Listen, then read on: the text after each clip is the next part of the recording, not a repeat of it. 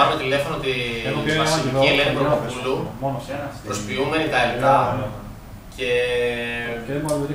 θα της πούμε ότι πρέπει να πάμε την αντικαταβολή, ρε παιδί μου, και πρέπει να είναι αυτή εκείνη στο σπίτι και αντί να πάνε τα υλικά, απλά θα εμφανιστούμε εμείς. Επειδή είναι η πρώτη μας πελάτσα και θέλουμε να το κάνουμε surprise!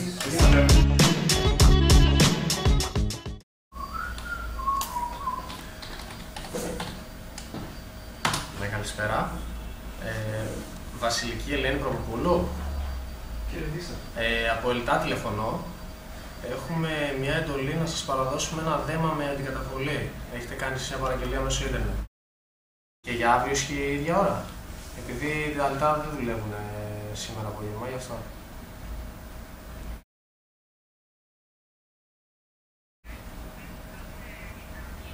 Ναι, από Ελτά. Ωραία, αύριο το πρωί.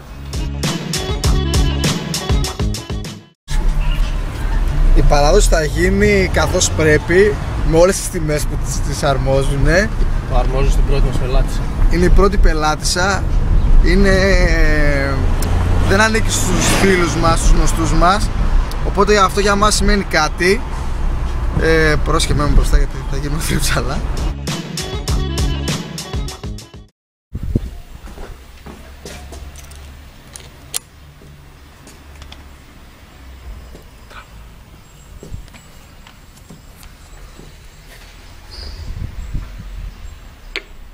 Ναι, γεια σας, ένα δέμα έχουμε.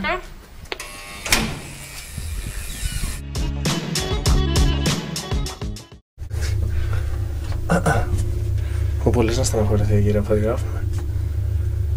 Δεν ξέρω. Εγώ δεν χαιρόμουν πάντως. Γεια σας. Γεια σας.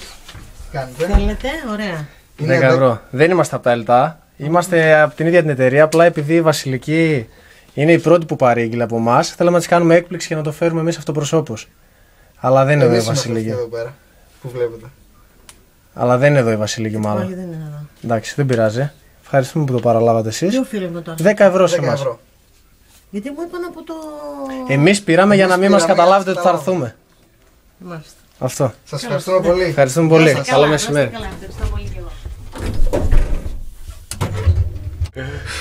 Εντάξει, περιμέναμε να είναι η ίδια η Βασιλική Ελένη.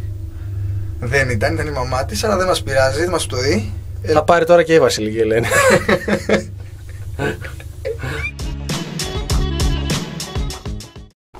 Για πες, τι έγινε? Αποτύχαμε. Δεν αποτύχαμε γενικά, αποτύχαμε απλά στην πρώτη παράδοση να λείπει αυτός που πήρε το βραχιόλι. Γενικά αποτύχαμε, απλά δεν το έχουμε καταλάβει. Δεν καταφέραμε να κάνουμε την έκπληξη που θέλαμε, εμείς ωστόσο προσπαθήσαμε. Αυτή είναι αλήθεια, φίλε. Και η προσπάθεια μετράει. Μα γι' αυτό έγινε αυτό το κίνημα, για την προσπάθεια. Λοιπόν, κλείνουμε για να οδηγήσουμε με προσοχή. Να φοράτε πάντα ζώνη, το Flow Experiment στηρίζει τους οδηγούς που φοράνε ζώνη. Και θα τα πούμε πολύ σύντομα.